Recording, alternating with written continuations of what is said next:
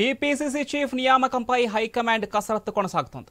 కొత్త అధ్యక్షుడి నియామకంపై ఇవాళ స్పష్టత వచ్చే అవకాశం ఉంది. మరోవైపు సీఎం రేవంత్ రెడ్డి వరంగల్ పర్యటన రేపటికి వాయిదా పడింది. రాష్ట్రంలో పెండింగ్ సమస్యలపై ఫోకస్ పెట్టిన రేవంత్ రెడ్డి ఇవాళ కూడా ఢిల్లీలోనే ఉండనున్నారు. పలువురు కేంద్ర మంత్రులతో వరుస భేటీలు నిర్వహించారు సీఎం. సీఎం అయిన తర్వాత తొలిసారి 5 రోజులుగా రేవంత్ రెడ్డి ఢిల్లీలోనే ఉన్నారు. రక్షణ భూముల బదలాయింపు, హైవేల విస్తరణ, ఇళ్ల నిర్మాణాల అంశాలపై వినతులు సమర్పించారు. మరోవైపు మూసీ ప్రక్షాళనకు సహకరించాలని కేంద్రాన్ని కోరారు సీఎం రేవంత్ రెడ్డి.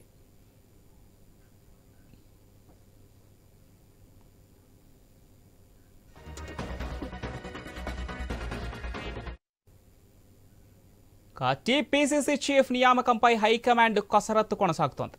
కొత్త అధ్యక్షుడి నియామకంపై ఈరోజు స్పష్టత వచ్చే అవకాశం కూడా ఉంది. మరోవైపు సీఎం రేవంత్ రెడ్డి వరంగల్ పర్యటన రేపటికి వాయిదా పడింది.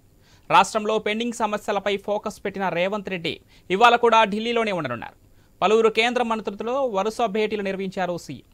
సీఎం అయిన తర్వాత తొలిసారి 5 రోజులుగా రేవంత్ రెడ్డి ఢిల్లీలోనే గడుపుతున్నారు.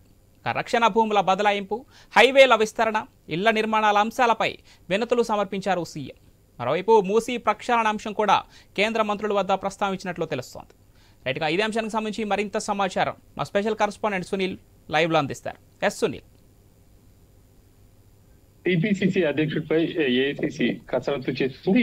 ప్రస్తుతం అధ్యక్షుడిగా ఉన్నటువంటి సీఎం రేవంత్ రెడ్డి పదవీకాలం ముగియనున్న క్రమంలో కొత్త అధ్యక్షుడిపై పూర్తి స్థాయిలో హైకమాండ్ దృష్టి సారించిందని చెప్పాలి. ఇప్పుడు ఆ టీపీసీసీ అధ్యక్షుడు ఎవరవుతారో అన్న ఉత్కంఠ కాంగ్రెస్ పార్టీలో నెలకొంది. ఇప్పటికే సీనియర్ నేతలు భట్టి విక్రమార్క, అదే మంత్రులుగా ఉన్నటువంటి శ్రీధర్ బాబు, డిప్యూటీ సీఎం భట్టి విక్రమార్క, ఉత్తమ్ కుమార్ రెడ్డి, మరి 9 మందిని హైకమాండ్ ఢిల్లీ పిలిచింది.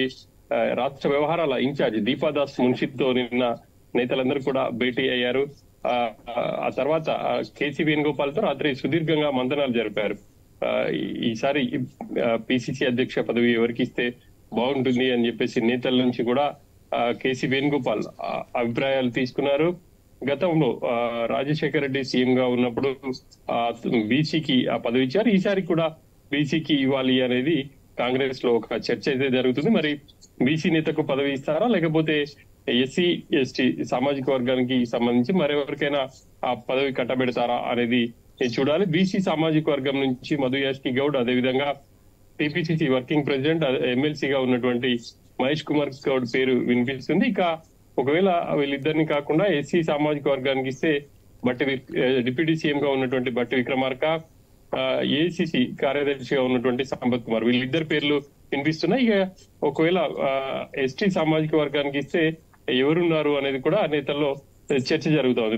ఈసారి ఖచ్చితంగా బీసీ సామాజిక వర్గానికి కేటాయించే అవకాశాలు ఎక్కువ ఉన్నట్టుగా పార్టీ నేతల్లో అయితే చర్చ జరుగుతా ఉంది. మరి ఈ రోజు ఒక కొలికి వచ్చే అవకాశం ఉంది.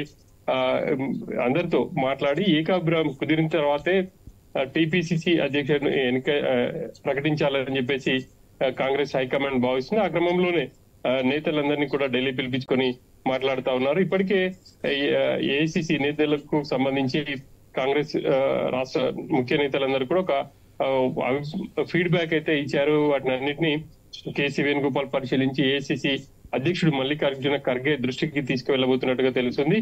ఈ రోజు నేతలతో మరోసారి కేసీ వేణుగోపాల్ సమావేశమై ఆ తర్వాత మల్లికార్జున ఖర్గే కి ఆ వివరాలన్నీ అందించబోతున్నారు. ఆ తర్వాత ఏఐసీసీ టీపీసీసీ అధ్యక్షుడు సంబంధించి ఒక నిర్ణయం తీసుకునే అవకాశం అయితే ఉంది. ఇప్పటికే మహేష్ కుమార్ గౌడ్ కావచ్చు, అదేవిధంగా మధు యాష్కి ఎవరి ప్రయత్నాలు వాళ్ళు చేస్తున్నారు. సోనియాను కలిశారు, ఆ తర్వాత కేసీ వేణుగోపాల్ మల్లికార్జున ఖర్గేని కూడా కలిశారు. ఈసారి ఖచ్చితంగా తమకు అవకాశం ఇవ్వాలి అని చెప్పేసి వాళ్ళు కోరుతున్నారు. అన్ని సామాజిక అయితే సునీల్, ఇందాక మీరు చెప్పినట్లుగానే వైఎస్ హయాంలో ఎంపీ కేశవరావుకు ఏ విధంగా అయితే వర్కింగ్ ప్రెసిడెంట్ పిసిసి చీఫ్ పగ్గాలు అప్పచెప్పారో, ఇప్పుడు అంటే ఆ రోజులో వైఎస్ కి ఎంత ప్రాధాన్యత ఇచ్చారో కేంద్రం, ఇప్పుడు రేవంత్ రెడ్డి విషయంలో కూడా అదే జరుగుతుందని తెలుస్తుంది. ఈ మేరకే రేవంత్ రెడ్డికి పిసిసి చీఫ్ విషయంలో పూర్తి బాధ్యతలు అప్పగించి తెలుస్తుంది. ఈ క్రమంలోనే ఆయన ఒక బీసీ ఎంపీ పేరు ఇప్పటికే అధిష్టానం ముందుంచినట్టు తెలుస్తుంది. దీనికి సంబంధించిన సమాచారం ఏంటి? సీఎం రేవంత్ రెడ్డి ఈ విషయంలో కొంత సైలెంట్ గా వ్యవహరిస్తున్నారని చెప్పేసి పార్టీ వర్గాలు చెప్తున్నాయి. ఏఐసీసీకి తన అభిప్రాయాన్ని చెప్పినట్టుగా కూడా తెలుస్తుంది. మిగతా నేతల ముందు మాత్రం తను హైకమాండ్ ఏ నిర్ణయం తీసుకున్నా కట్టుబడి ఉంటారు, తన పదవి కాలం పూర్తయింది కాబట్టి అని చెప్పేసి చెప్తున్నారు. ఇక మిగతా నేతలు కూడా వాళ్ళకు సంబంధించి ఎవరి అభిప్రాయాలు వాళ్ళు కేసీ వేణుగోపాల్ ముందు కావచ్చు, అదేవిధంగా దీపా దాస్ ముందైతే వ్యక్తం చేస్తున్నారు. మరి కొద్ది రోజుల్లోనే ఇటు స్థానిక సంస్థల ఎన్నికలు కూడా జరగబోతున్నాయి. వాటన్నిటిని కూడా దృష్టిలో పెట్టుకొని ఏఐసిసి పిసిసి అధ్యక్షుడిని ఎంపిక చేసే అవకాశాలు అయితే స్పష్టంగా కనిపిస్తున్నాయి. పార్టీ బలోపేతం కావచ్చు, అదేవిధంగా ప్రభుత్వ సంక్షేమ కార్యక్రమాలను ప్రజల్లోకి తీసుకెళ్లే విషయాల్లో అన్నిటినీ కూడా దృష్టిలో ఉంచుకొని పిసిసి అధ్యక్షుడిని ఎంపిక చేసే అవకాశం ఉంది. ఇంకా అన్ని సామాజిక వర్గాలను కూడా ఇటు ఏఐసిసి దృష్టిలో ఉంచుకొని ఈసారి పిసిసి పదవి ఎవరికి కట్టబెట్టాలనేది నిర్ణయం తీసుకుంటుంది అని చెప్పేసి కూడా కాంగ్రెస్ నేతల్లో. అయితే ఇప్పటికే అధికారంలో ఉన్న పలు రాష్ట్రాల్లో అటు పిసిసి చీఫ్లకు అలాగే సీఎంలకు మధ్య కొంత విభేదాలు వస్తున్న తరంలో ఏఐసిసి కీలక నిర్ణయం తీసుకున్నట్టుంది. అందుకే పిసిసి చీఫ్ విషయంలో ఖచ్చితంగా సీఎంలకే పూర్తి బాధ్యత అప్పగించినట్టు తెలుస్తుంది. ఇది నిజమే అనుకోవచ్చా ఇప్పుడు రేవంత్ రెడ్డికి ఇస్తున్న ప్రాధాన్యత చూస్తుంటే? పిసిసి అధ్యక్ష పదవి విషయంలో మాత్రం ఏఐసిసిఏ ఒక నిర్ణయం తీసుకునే అవకాశం ఉంది. పిసిసికి ప్రస్తుతం ఉన్నటువంటి పిసిసి అధ్యక్షుడు రేవంత్ రెడ్డికి అంత ఫ్రీడమ్ ఇస్తారు అని చెప్పేసి పార్టీ వర్గాల్లో అయితే అనుకోవట్లేదు. ఎందుకంటే ఒకవేళ ఆయనకు అనుకూలమైనటువంటి వ్యక్తికి ఇప్పించుకునే ప్రయత్నాలు మాత్రం చేసే ఛాన్స్ ఉంటుంది. కానీ ఆయనకే పూర్తిగా ఆ బాధ్యతలు అప్పగించే ఛాన్స్ అయితే చాలా తక్కువగా ఉంటుంది. కానీ రేవంత్ కూడా తనకు అనుకూలమైనటువంటి వ్యక్తిని పిసిసి అధ్యక్షుడిగా నియమించుకునేందుకైతే ప్రయత్నాలు చేస్తున్నట్టుగా కూడా టాక్ నడుస్తా ఉంది. మరి ఏఐసిసి ఈ విషయంలో ఎటువంటి నిర్ణయం తీసుకుంటుంది అని చూడాలి. ఒకవైపు పిసిసి ఎంపిక, మరోవైపు మంత్రివర్గ విస్తరణ కూడా జూలై మొదటి వారంలో ఉండబోతుంది అనేది తెలుస్తుంది. ఆ మంత్రివర్గ కూర్పుకు సంబంధించి కూడా ఏఐసిసి నేతలతో ఇటు సీఎం రేవంత్ రెడ్డి కావచ్చు, అదేవిధంగా మిగతా నేతలు చర్చించే ఛాన్స్ ఉంటుంది. ఇప్పటికే కొన్ని జిల్లాలకు మంత్రివర్గంలో స్థానం లేకుండా పోయింది.